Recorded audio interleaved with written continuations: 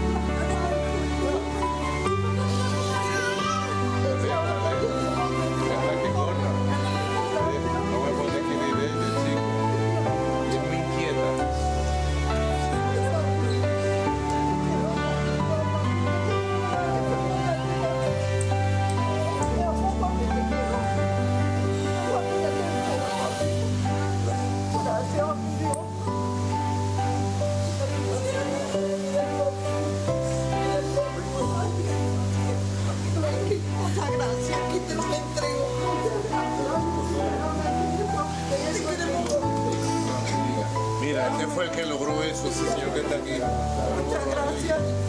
Gracias, gracias, gracias, en verdad. Les agradezco a ustedes todos.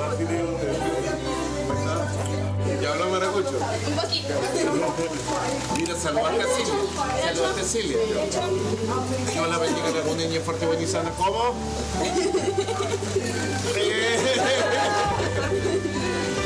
Chica. Mira. Vamos para allá. ¿Qué para allá? ¿Quiere para allá? Dice Cecilia. ¿Quiere para allá? ¿Cómo está? ¿Cómo está esa niña bella? ¿Ah? Dos conejos. Eso, chica, te muy elegante. Te muy elegante.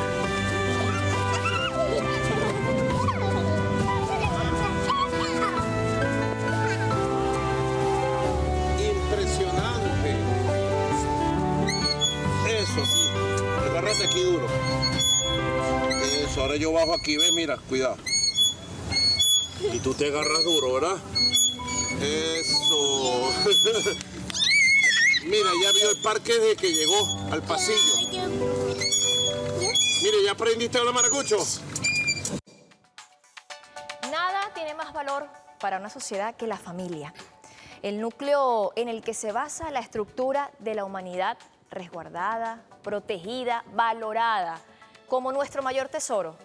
Y mientras en otras naciones se empeñan en separar a las familias, y sobre todo en el caso venezolano, ocurren reencuentros como el de Michaelis Espinosa con su papá, Michael Espinosa. De los 252 migrantes que fueron liberados del campo de concentración de El Salvador, el de Michael Espinosa cobra relevancia porque su hija, Michaelis, se convirtió en una causa nacional luego de que se revelara que se le habían arrebatado a su madre apenas con 6 meses de nacida. El caso de Michaelis marcó definitivamente un hito en esta lucha que ha emprendido el Estado venezolano en defensa de los migrantes venezolanos.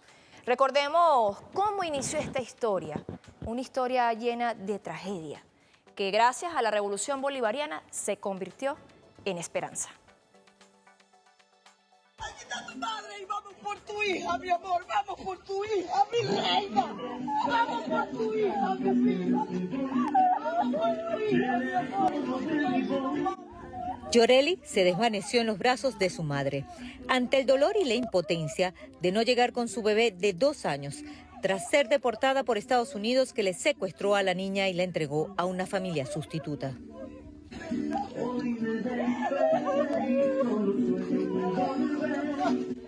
La tragedia de Yoreli no queda allí. En esta escena de reencuentro faltan 2.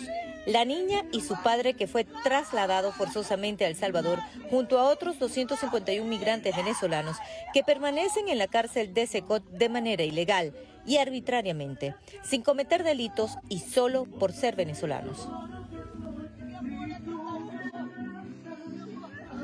La joven pareja llegó a Estados Unidos como miles de migrantes y no pasaron de la frontera cuando fueron detenidos hace un año. Allí los separaron.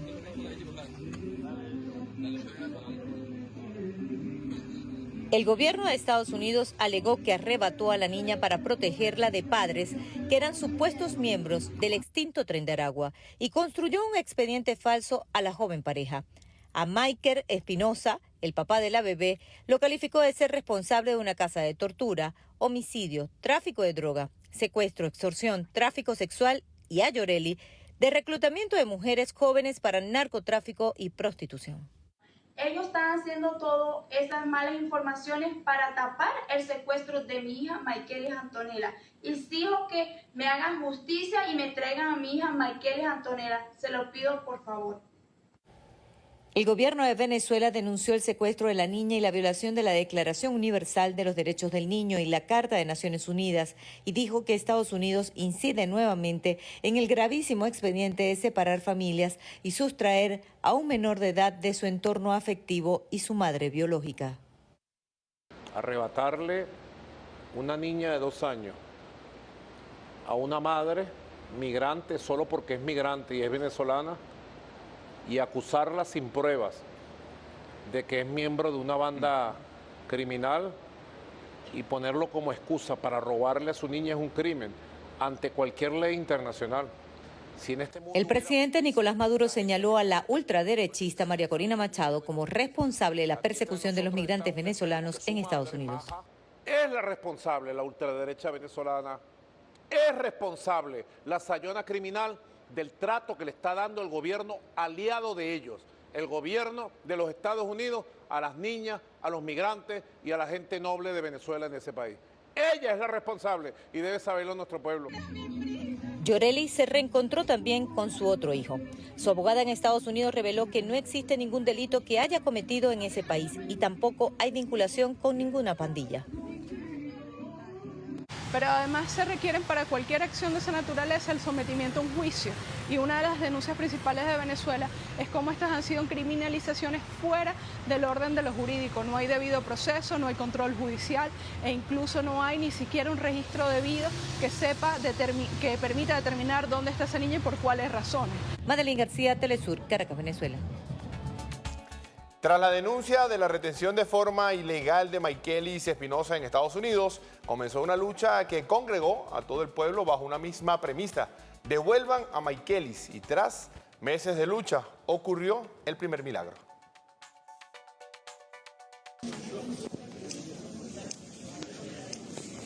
Bueno, solo pasar por aquí, mira, aquí tenemos nosotros en nuestra patria, Maykelis, un regalo para toda Venezuela. Este hermosura. ¿Qué le dice Cecilia a ella? A todos los medios que estuvieron, que nos cansaron de subir el talento. A este pueblo que tuvo solidario y al gobierno que tuvo firme. Bienvenida Maykelis. Maykelis, mire, esto ha sido una batalla con la sabiduría y la experiencia del presidente Nicolás Maduro, con el equipo del presidente designó, con Jorge Rodríguez, una batalla de todos los días y hoy tenemos una gran victoria. Que regrese Maykelis a nuestra patria.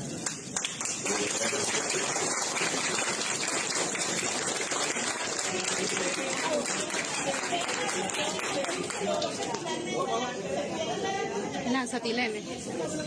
Después la mamá. Esperando. Mi mamá está esperando. Nosotros se la vamos a llevar. Porque no estábamos seguros. No estábamos seguros que viniera. Y no podíamos traer a la madre para acá y a su abuela y sufrieran otra tristeza adicional. Y se las tenemos con un sitio. Ya ellas saben que la niña está con nosotros y se la vamos a llevar para que amorosamente le echen la bendición, o se le eche la bendición a todos los niños y las niñas de Venezuela.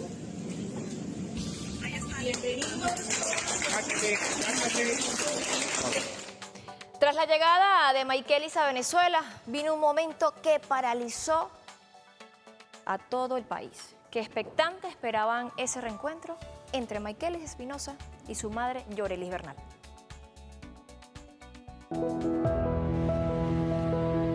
Aquí está la niña querida de todos. Es hija y nieto de todos nosotros. Maikelis, bienvenida.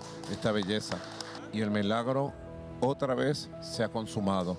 Gracias a Dios, en primer lugar, por traer esta niña hermosa a los brazos de su madre. Piro y espero que muy pronto podamos también rescatar al padre de Maikelis y a los 253 venezolanos que están en El Salvador. Muy pronto, no quedan en falsas patrias, en falsas ilusiones de sueño americano. Vénganse a Venezuela todos, aquí los amamos. Aquí nos arreglamos entre todos, aquí resolvemos entre todos y construimos la única patria que tenemos, Venezuela. Tengan la seguridad, soy un hombre de Dios, somos guerreros de Dios y lo vamos a lograr. Felicidades a esta familia, felicidades a Venezuela. Que Dios bendiga a nuestra patria. Noticia y nos llaman que mi familia estaba pendiente del canal de las noticias y de televisor y ellos la vieron primero que nosotros. Claro, hasta que no estuviera confirmado. Yo llamé a Delcy y le dije, llámala. ¿Qué te digo a la familia? Ella llorando, Claro, imagínate. y ella llorando, mi hija me llamó, llegó la niña, no, pero yo pensaba que ella me estaba preguntando a mí. Le digo, no sé, hija, no sé nada. Le digo, yo no sé nada, no me avisado nada. Sí, mami, la vieron ya llorando, ya. La vieron en los brazos de Diosdado, la vieron y corrimos, porque estábamos en el restaurante, corrimos A ver la televisión. ¿Llegaron? Sí, y ahí fue donde vimos a gritar, a llorar, a tantas cosas. Pero mi familia, o sea, ellos estaban, nos habían puesto todo. Nosotros no identificábamos nada porque no sabíamos nada. Y supieron ellos primero que nosotros.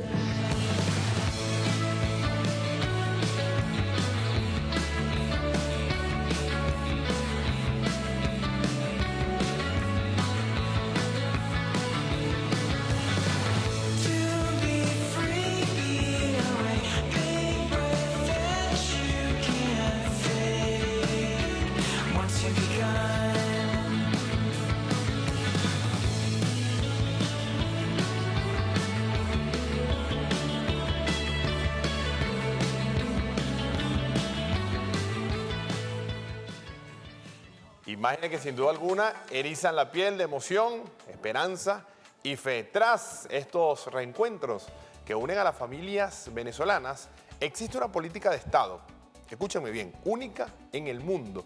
Una gran misión como lo es el Plan Vuelta a la Patria, que ha tenido la tarea de traer sanos y salvos a los migrantes venezolanos desde diversas naciones del mundo. Compartimos con ustedes. El Plan Vuelta a la Patria, iniciado en agosto de 2018, es un programa social del Estado venezolano impulsado por el presidente de la República, Nicolás Maduro, diseñado para facilitar el retorno voluntario de migrantes venezolanos a nuestro país, ofreciendo apoyo logístico y asistencia humanitaria. En atención a la situación de vulnerabilidad que presentan los ciudadanos venezolanos en el extranjero, a través de este plan se coordinan acciones y articulaciones conjuntas para facilitar su retorno y reinserción en la vida social, familiar y económica del país. El gobierno venezolano, a través de diferentes instituciones y con el apoyo de la aerolínea Conviasa, ha organizado vuelos y traslados marítimos para traer de vuelta a los connacionales. El 13 de marzo de 2025, el presidente de la Asamblea Nacional, diputado Jorge Rodríguez, confirmó a través de un comunicado la reanudación del Plan Vuelta a la Patria con el gobierno de los Estados Unidos y ratificó el compromiso del gobierno venezolano de cuidar a los compatriotas donde quiera que estén. El 28 de abril de 2025, Venezuela denuncia el secuestro de la niña venezolana Maikelis Antonella Espinosa por parte del gobierno norteamericano. El 29 de abril, Venezuela inició una campaña internacional para la liberación de la niña Maikelis. Finalmente, el 14 de mayo, Maikelis volvió a Venezuela, donde pudo reencontrarse con su madre, Yorelis Bernal. Y comienza un nuevo episodio protagonizado esta vez por 252 venezolanos secuestrados y deportados al SECOT en El Salvador. El secuestro de 31 niños. El 11 de julio, el presidente de la Asamblea Nacional, Jorge Rodríguez, confirmó que las autoridades venezolanas mantenían comunicaciones diarias con funcionarios de Estados Unidos para lograr la liberación de los 31 niños secuestrados en ese país y de los 252 venezolanos retenidos arbitrariamente en El Salvador por parte del gobierno de Nayib Bukele por orden del presidente Donald Trump. Ya había perdido la esperanza de volver a estar con mi familia. Nos golpeaban casi todos los días, nos golpeaban con palos, nos agarraban así, nos pegaban así. Nos daban en los oídos así duros. No tenías ningún tipo de opción, no tenías nada, te obligaban a que dijeras que eras un perseguido político para dejarte entrar al país y darte tu asilo. Te dicen eso, te meten eso en la mente cuando tú das tu declaración que eres un perseguido político porque el país está en crisis. Después que tú das tu testimonio, te agarran y te encierran en migración 6 meses, 180 días y luego te mandan al SECOC directo. Nunca te dejaron entrar. Hubieron personas que tienen casi 2 años encerradas después que dieron su testimonio. 90 y 30 años ahí de condena. Y es lo que yo decía, que para nosotros, para ustedes, no éramos nadie, que íbamos 90 años, íbamos a durar. Ya estamos de acuerdo, estamos conscientes que no queremos otro régimen como el de Bukele, como el de los Estados Unidos, sino una libertad como la Venezuela libre que se está viviendo hoy en día. Acaba de aterrizar el primer avión con los 252 venezolanos rescatados y liberados de los campos de concentración y tortura de Nayib Bukele en El Salvador. Ahí vienen llegando los muchachos venezolanos que fueron secuestrados, desaparecidos, torturados y 125 días después los rescatamos. ¡Libertad! ¡Libertad! ¡Libertad! Ahora se va a saber la verdad de cómo esos campos funcionan, de la violación serial de los derechos humanos en los campos de concentración y de tortura de Nayib Bukele. Se va a saber la verdad y se va a hacer justicia. Como parte del esfuerzo del Estado bolivariano por proteger a sus connacionales de las políticas migratorias de Trump, este viernes arribó a la tierra de Bolívar y Chávez un nuevo vuelo del Plan Vuelta a la Patria, que permitió el regreso de 7 niños que permanecían retenidos por las autoridades estadounidenses y los 252 venezolanos retenidos en El Salvador, quienes tuvieron un emotivo recibimiento.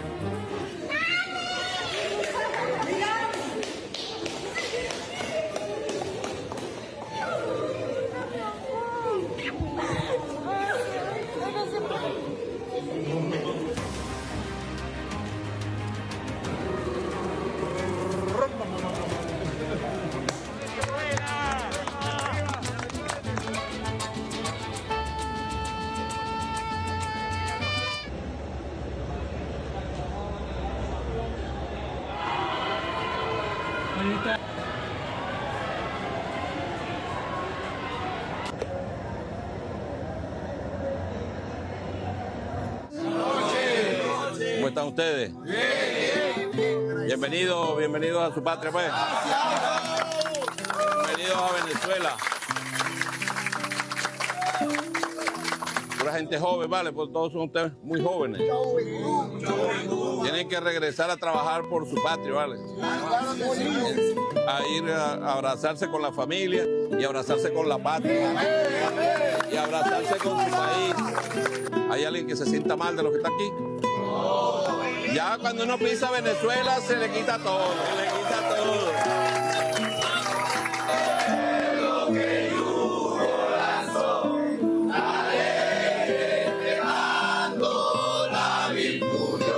Con esta nueva victoria de Venezuela ante el acoso y persecución del gobierno de los Estados Unidos y la extrema derecha internacional, el gobierno venezolano reitera su compromiso con la protección y el bienestar de sus ciudadanos en el exterior. Venezuela está victoriosa la familia venezolana, está victoriosa la paz venezolana.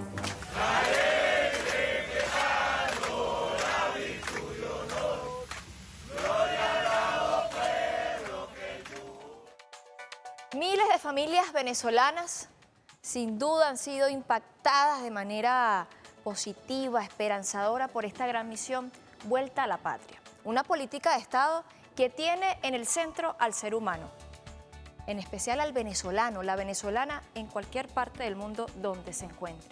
Y en especial atención a quienes lamentablemente decidieron migrar a Estados Unidos y han pasado por un tránsito no solamente durante ese proceso de migración, quienes se han ido por vías irregulares, sino también cuando llegan a la frontera. Y no basta con eso, sino que pasan por todo otro protocolo de seguridad donde los retienen como criminales. Y por eso nace o surge, cobra fuerza este plan Vuelta a la Patria para brindarle entonces a las familias venezolanas el milagro del reencuentro.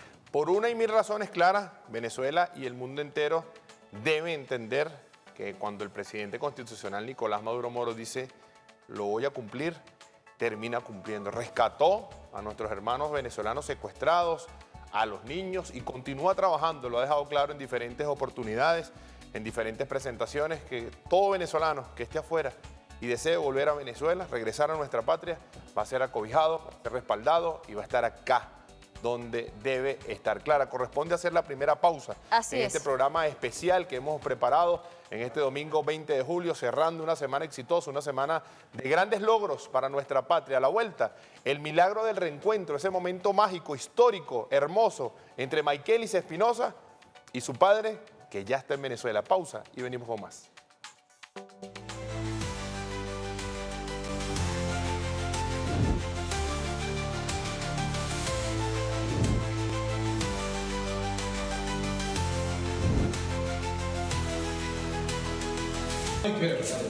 ¿Cómo estás tú? Bien, gracias. Saludos, gracias a ustedes.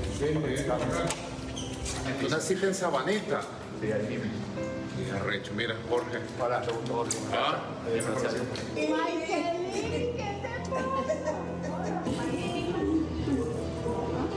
Acompáñame para darte un regalo. Pues.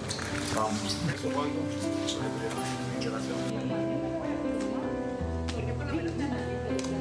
Vamos a ponernos aquí. Camina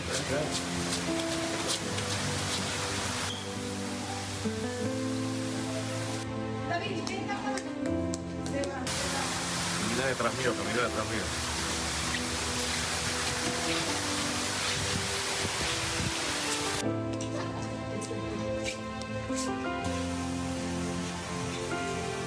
Mira, Michael no pudo venir, vale, me dijeron. Ajá, aquí te lo entrego, mira.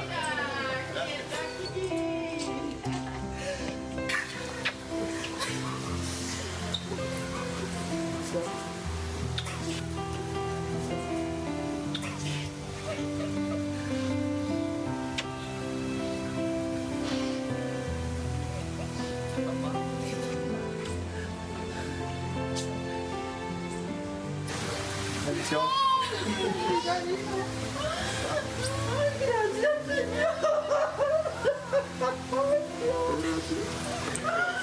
Gracias, Padre. Gracias, mi Dios. Gracias, Dios mío, por todo esto. Ay, hijo, te amo, papi. Te quiero. Amén, vamos a todos. Aquí te entrego. Gracias, gracias. Gracias, presidente. ¿Cómo estás? Gracias. Ah. La bendiga en algún niño fuerte, buena y sana. ¿Cómo?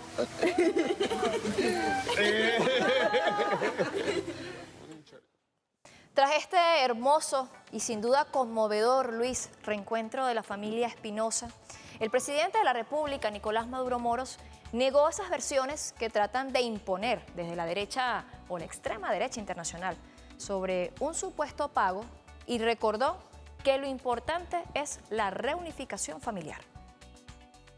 Plan de negociación de 6 millones que se pagaron, de no sé qué, ¿cuál es la verdad? ¿Quién dice eso? Las agencias, la Ese está loco. ¿Ah? ¿Y cuál es la verdad entonces? ¿Cuál es la verdad es que pagamos muy caro, porque entregamos 10 terroristas convictos y confesos a agentes de la CIA. ¿Eh? Y bueno, ya la justicia se hizo en esos casos, se evitó los ataques terroristas que venían contra mí, contra la vicepresidenta, contra algunos líderes políticos, militares, contra algunos objetivos del país. Y nosotros seguimos cuidando a Venezuela permanentemente. Cuidándola, desplegada todas las fuerzas policiales, militares, y bueno, garantizando la paz es lo más importante. Y valía la pena ver a estas 252 madres, abuelas, padres, a los hijos e hijas de estos 252 venezolanos abrazándose, felices, porque estamos reunificando a la familia venezolana. Está unida la familia. Por su parte, Michael Espinosa reveló algunos detalles de cómo fue el trato que recibieron durante su detención en el SECOT. Escuchemos. Eso que nos dieron allá en El Salvador. Pero cuando iban saliendo, sí. Antes no tenían con uniforme. Con un short y un suéter que nos daban. Todo el día. Todo el día. Pero nos mantenían en short normal. ¿Y dormían a qué hora? Dependiendo. ¿Tenían la luz prendida todo el tiempo? Todo el tiempo luces prendidas. 5 luces de tamaño. ¿Todos los días? Todos los días. Y le dan palo también. Había ocasiones en las que nos dejaban durante horas arrodillados. Y si no nos arrodillamos era peor. Nosotros le decíamos que no nos íbamos a arrodillar al principio porque nos arrodillamos solamente ante Dios y más nos golpeaban. Aquí no existe Dios, hijo de puta, son malas palabras que no nos gustan. Pero aparte de eso, en varias ocasiones que estábamos arrollados nos golpeaban por las piernas, nos golpeaban en la cara. Fueron días que pensamos que no iban a terminar, pero gracias a Dios ya se pudo terminar. Qué saña criminal, ¿verdad? Tener que tratar de humillar, ven acá, Alex. Solamente por tener un par de tatuajes y ser venezolano, pero más de todo, lo peor de todo es que por ser venezolanos que nos trataban así.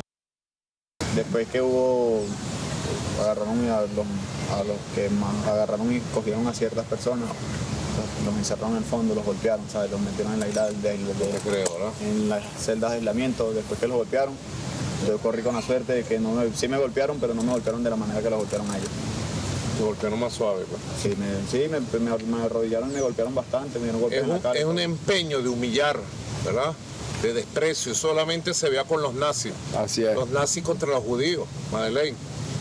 Así hacían los nazis contra todo el mundo, pero contra los judíos, expresamente, es un odio. Realidades que no van a develar las grandes transnacionales de la comunicación, y por eso es importante que hoy se pueda elevar esa voz y esa denuncia a través de lo que vivieron los migrantes venezolanos secuestrados en el SECOT. Y por su parte, el jefe de la Delegación para el Diálogo, Jorge Rodríguez, develó algunos detalles de cómo fue la trama que armó Estados Unidos para llevar a los 252 migrantes venezolanos a El Salvador. Realmente no fueron 252, fueron 261, porque iban 9 mujeres en los primeros que fueron a El Salvador. Y el caso de Michael es como el más emblemático de las barbaridades que hicieron, porque separaron a esa familia, ellos se entregaron voluntariamente ante las autoridades de inmigración en el año 24, separan a la familia, le quitan a la bebé, aíslan a la esposa en un lado, a Michael en otro, lo llevan a Guantánamo. Nosotros protestamos con muchísima fuerza, el presidente fue muy enfático en denunciar que habían llevado a venezolanos a Guantánamo y la presión tan grande interna y externa en Estados Unidos los obligó a devolverlos a Estados Unidos. Y después, en ese día de marzo, cuando se aplica la ley esta del enemigo extranjero, se los llevan porque ellos eran del tercer abuelo que venía a Venezuela. Y hubo ese fin de semana hubo muy mal tiempo en la base aérea de Texas donde los tenían y no hubo manera de que los aviones aterrizaran. Eso lo puede certificar cualquier autoridad estadounidense.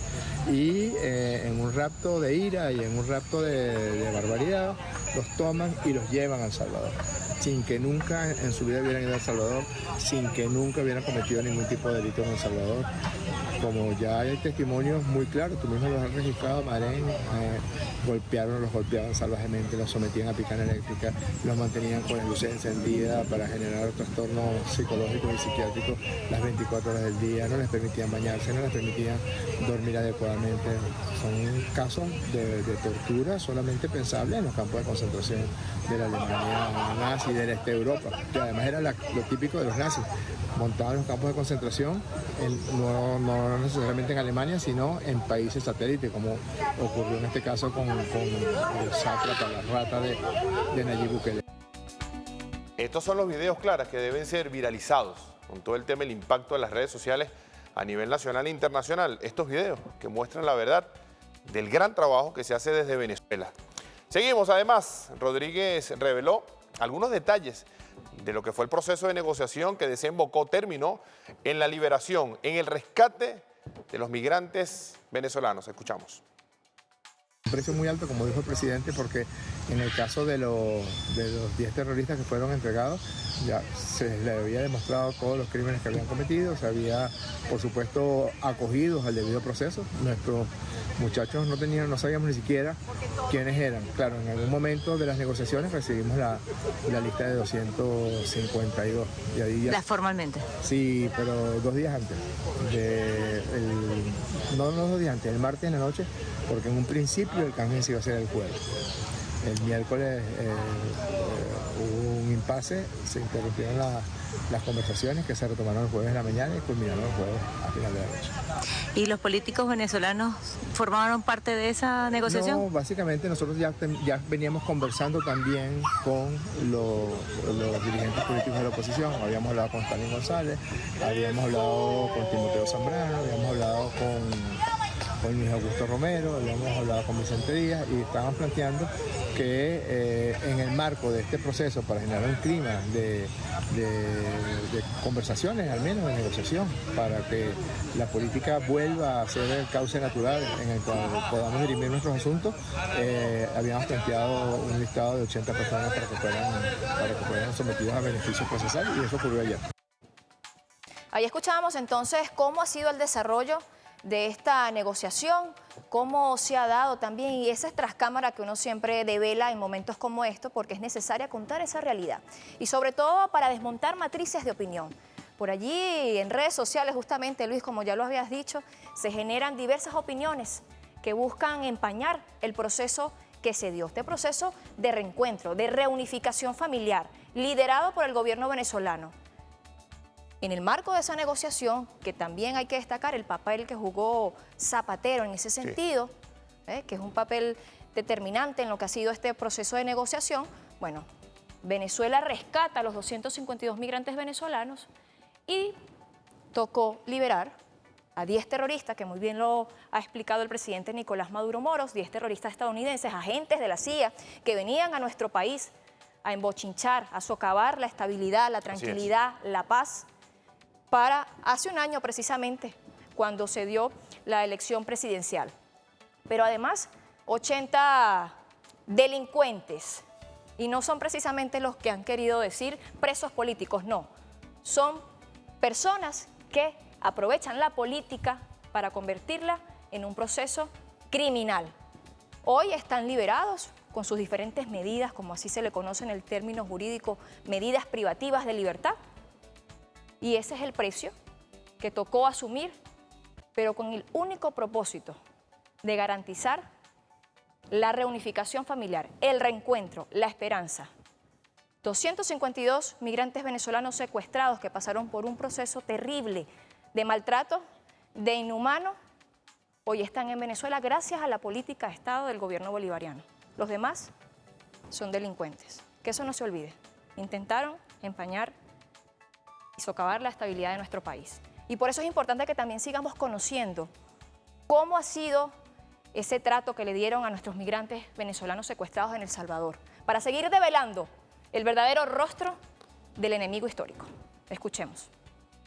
Estamos afectados porque nos afectaron el último día. Esta ropa no era de nosotros. Para que los vieran bonitos. Para que nos vean bonitos. Y real, nuestras cosas se las robaron. Esta ropa no es de nosotros, esta ropa la dieron el último día.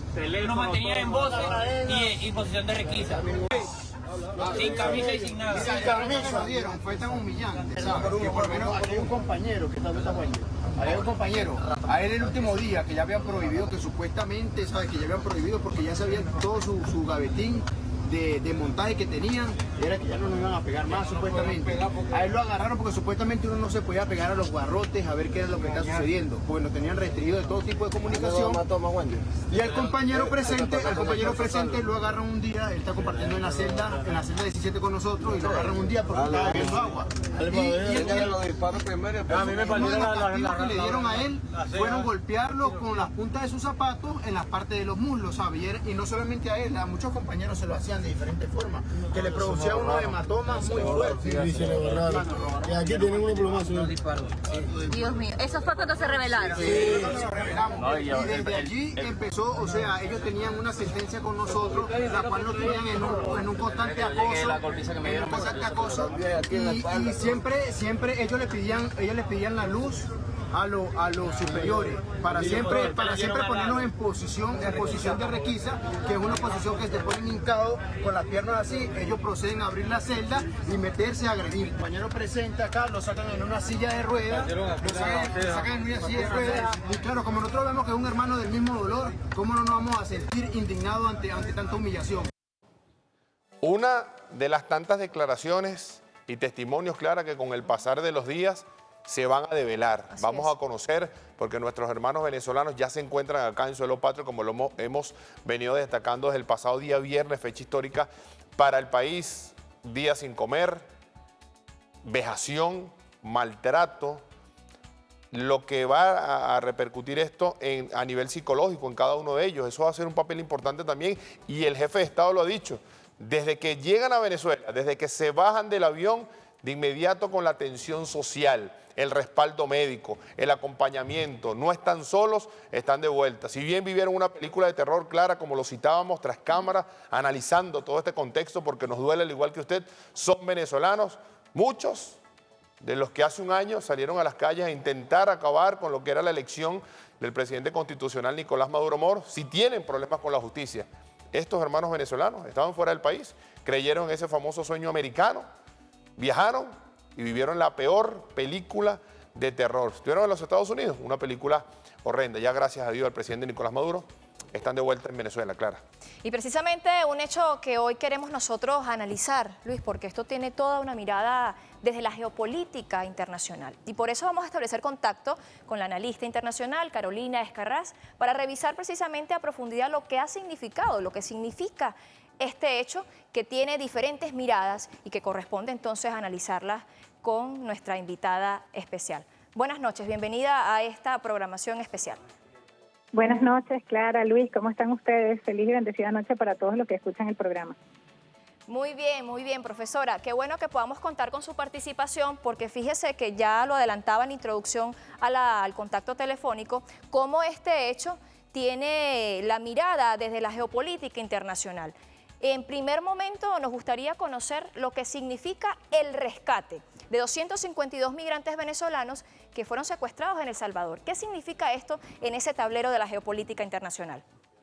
Bueno, yo creo que primero hay que verlo desde el punto de vista nacional, ¿no? Hay elementos que unen a la sociedad venezolana, y uno de los elementos, además del tema que tiene que ver, por supuesto, con nuestra Guayana Esequiba, el tema de la soberanía, ahorita el trabajo en función de las 7 transformaciones y del Estado comunal, un elemento que nos une a todos, seamos del color político que seamos, es precisamente el tema del regreso de nuestros migrantes que habían sido secuestrados para la trata esclava en El Salvador. Desde el punto de vista geopolítico, yo creo que refuerza lo que es, digamos, el trabajo. Creo que lo decía el presidente de la Asamblea Nacional, esa visión de tranquilidad, ¿no?, que manejó el presidente Nicolás Maduro, sabiendo que estaba, digamos que negociando y directamente con el dueño del circo, entendiendo que precisamente el presidente de El Salvador no es sino un títere más de toda la derecha transnacional, pero además manejado directamente por los Estados Unidos. Y allí hubo algo muy interesante, y es que después de las últimas declaraciones del fiscal de El Salvador, donde dijo que la responsabilidad, digamos, desde el punto de vista del proceso jurídico, la tenía los Estados Unidos, que era algo contrario a lo que había dicho los Estados Unidos inicialmente, frente a todo el conflicto interno que tenía, tanto el Poder Ejecutivo con el Poder Judicial, porque había un conflicto interno muy grande de poderes dentro de Estados Unidos en ese sentido, y lo que había dicho precisamente el Poder Ejecutivo es que eso era algo que tenía que manejar directamente El Salvador. Entonces, digamos que ese pasarse la responsabilidad de un país a otro, además de todo el trabajo que se fue haciendo a nivel de negociación, lo decía, creo que era el viceministro William Castillo en un programa con ustedes ayer. Decía, hay que entender que en Estados Unidos hay 2 formas de manejar la relación con Venezuela. Una, la que maneja el secretario de Estado, Marco Rubio, con los Crazy Cubans, ¿no? Estos 3 diputados del Congreso de los Estados Unidos que presionan para tomar ciertas decisiones al presidente Trump, y por eso también entendemos que sea en este momento, porque el presidente Trump también tenía que sacar su ley de presupuesto y su ley, digamos, de beauty, ¿no? La ley de belleza que tiene que ver con el presupuesto que le estaba planteando en los Estados Unidos y que fue aprobado recientemente y donde tuvo que tener el apoyo de estos 3 crazy Cubans.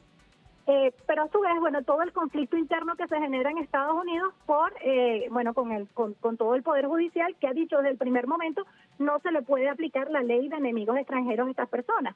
Pero yo que además tuve la posibilidad de revisar las 4 leyes de sedición que se plantearon en 1789, que es cuando sale esta ley de enemigos extranjeros, parte de lo que decían ellos era precisamente que había una ley que fue abolida, que era que eran enemigos extranjeros y no pasaban por ningún proceso, digamos, jurídico, y esta ley que sí tenían que pasar por un proceso jurídico, o sea, que se estaba llevando por encima inclusive lo que planteaba esa ley de 1897, utilizando esa ley, planteando que además hubo toda una criminalización, no solamente de los venezolanos, sino una criminalización de lo que era el Tren de Aragua, que trajo un conflicto interno también muy grande dentro de las agencias de inteligencia, porque desde el mes de febrero había informes de las agencias de inteligencia de Estados Unidos que decían que el Tren de Aragua no estaba vinculado al gobierno del presidente Nicolás Maduro, salvo el FBI, que fue digamos el único que quedó después respirando con toda esta situación, porque apoyó directamente al presidente Trump y a esta visión de Marco Rubio. Y por otro lado está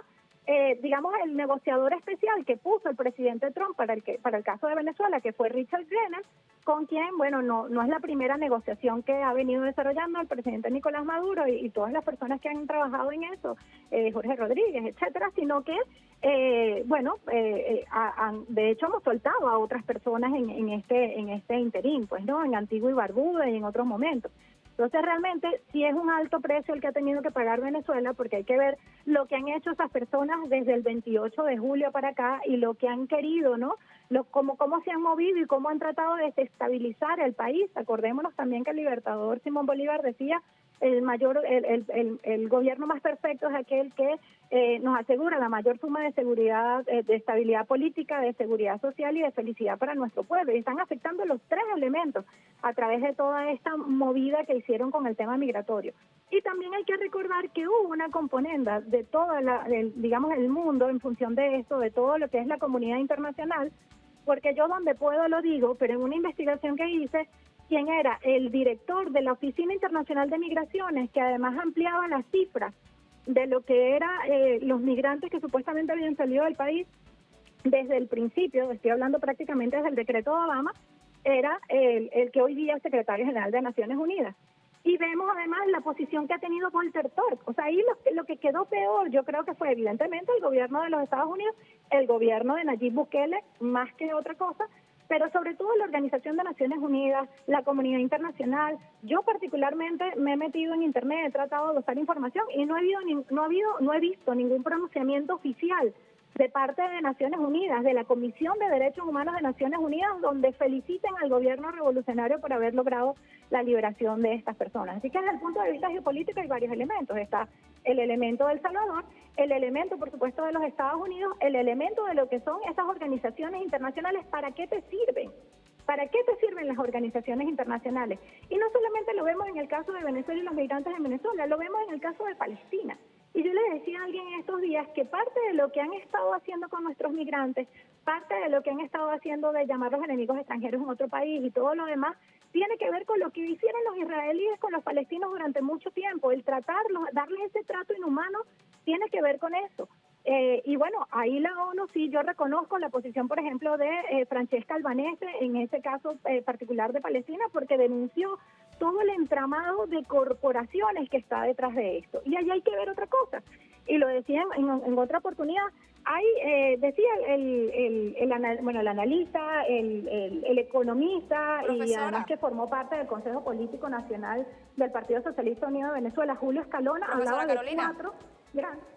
Profesora Carolina, fíjese, hay elementos que usted ha destacado en lo que ha sido el desarrollo del análisis en esta primera parte de la entrevista, muy importantes. Y uno de ellos, usted habló del trato que se le dio a los migrantes venezolanos y que hoy, de hecho, el Estado venezolano denuncia como una violación serial de derechos humanos. En el contexto de la geopolítica internacional, que usted también mencionaba, el funcionamiento de las organizaciones internacionales que hasta ahora no han hecho ningún pronunciamiento contundente, ya usted también mencionaba elementos como el de Palestina, y precisamente es algo que viene ocurriendo, es la hipocresía de los organismos internacionales en el marco de proteger a la humanidad. Y allí mirar cómo se ve entonces ahora, porque se están develando hechos de esa violación serial de derechos humanos por parte de los mismos migrantes secuestrados. ¿Qué implica esto en ese tablero internacional? ¿Qué podría venirse ahora contra Bukele, quien además ha sido el artífice, por supuesto, de manera como un títere, porque así ha quedado develado, porque Estados Unidos es el que toma las decisiones y así se demostró con esta negociación? ¿Cómo queda Bukele y a qué debe enfrentarse o a qué debería enfrentarse en el marco de esta violación serial de derechos humanos? Bueno, Bukele debería enfrentarse a la Corte Penal Internacional, Bukele debería enfrentarse a la Organización de Naciones Unidas, a la Comisión de Derechos Humanos de Naciones Unidas, Bukele debería enfrentarse a un conjunto de organizaciones a nivel internacional que no han hecho nada, porque parte del problema, Clara, es precisamente que esto que están haciendo con los venezolanos y que ha denunciado el gobierno de Venezuela es algo que han venido haciendo con los propios salvadoreños desde marzo del año 2022. Es algo que han venido haciendo con diferentes personas que han agarrado presas solamente porque tienen un tatuaje. ¿Me entiendes? O sea, no es algo que han hecho solamente contra Venezuela. Lo que pasa es que Venezuela ha tenido la suficiente fuerza a nivel internacional, la suficiente voz a nivel internacional para denunciar, porque además tenemos autoridad en materia de derechos humanos. Entonces hemos podido denunciar lo que está sucediendo allá adentro. Pero todo lo que han dicho los compañeros a lo largo del programa, de lo que han vivido, de esos tratos inhumanos, indignantes, etcétera, todo eso lo han venido viviendo grupos de salvadoreños desde el año 2022 y no se ha hecho nada. Entonces forma parte también de esa necesidad de reconstruir las organizaciones internacionales, esa necesidad de reformular todo lo que es ese concierto internacional, porque lo que hay no está funcionando. Y no está funcionando solamente para los venezolanos que han denunciado, no está funcionando para los palestinos, no está funcionando para varios países, porque además parte del problema es que ya Trump está entrando en negociaciones con países africanos para generar espacios como el CECOP en ciertos países africanos y llevarse a los migrantes para esos países.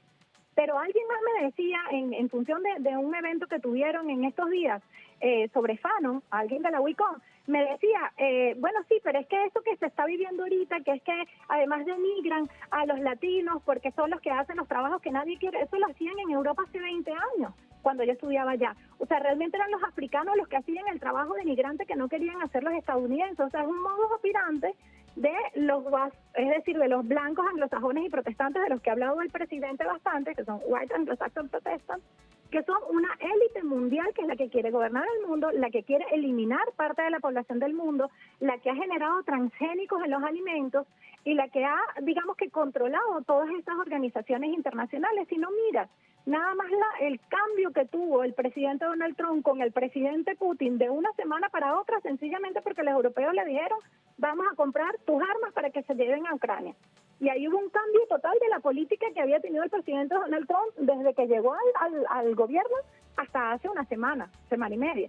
Entonces todo eso te habla de que lo que está detrás es el poder económico, son las grandes corporaciones, esas grandes familias que están en estas corporaciones que se creen, además tienen una idea supremacista del mundo y se creen que son superiores a los demás. Eso pasa también a nivel de los estados, a nosotros nos consideraban parte de su patio trasero y parte de las razones por las que nosotros desde el año 2009 ya somos una amenaza, porque somos una amenaza extraordinaria e inusual para la política exterior y la seguridad nacional de Estados Unidos mediante un decreto presidencial desde el año 2015.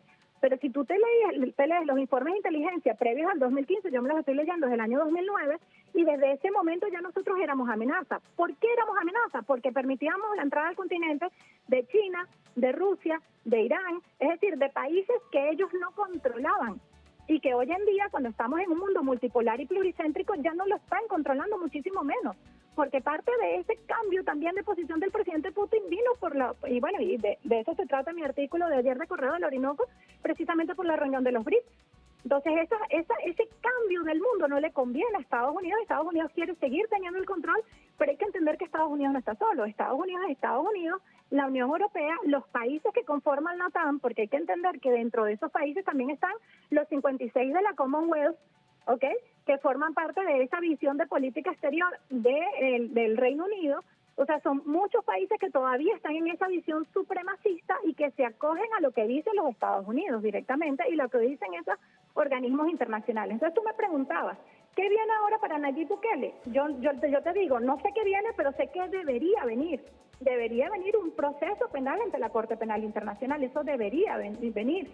Debería venir digamos que le apliquen la Carta Democrática en la Organización de Estados Americanos, porque está violando legislaciones que se han acordado dentro de la Organización de Estados Americanos.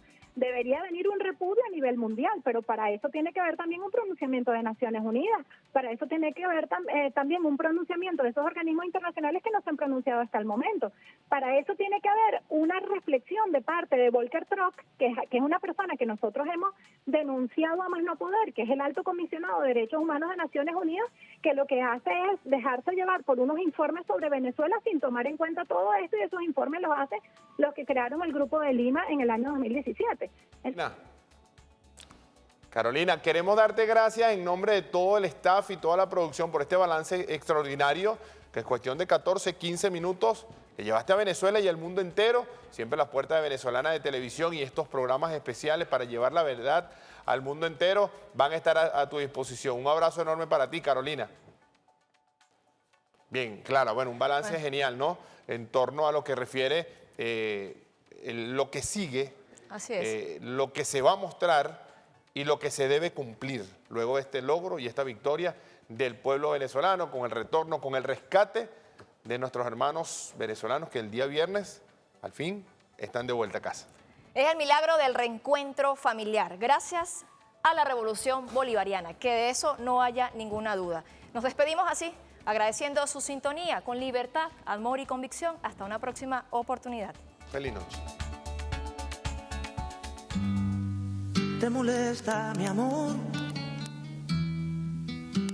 de humanidad? Y mi amor es un arte en su edad. ¿Te molesta mi amor de surtidor? Y mi amor es un arte mayor. Mi amor es mi prenda encantada, es mi extensa morada, es mi espacio sin fin. Mi amor no precisa frontera como la primavera, no prefiere jardín. Mi amor no es amor de mercado, porque un amor sangrado no es amor de lucrar. Mi amor es todo cuanto tengo, si lo niego lo vendo, ¿para qué respirar?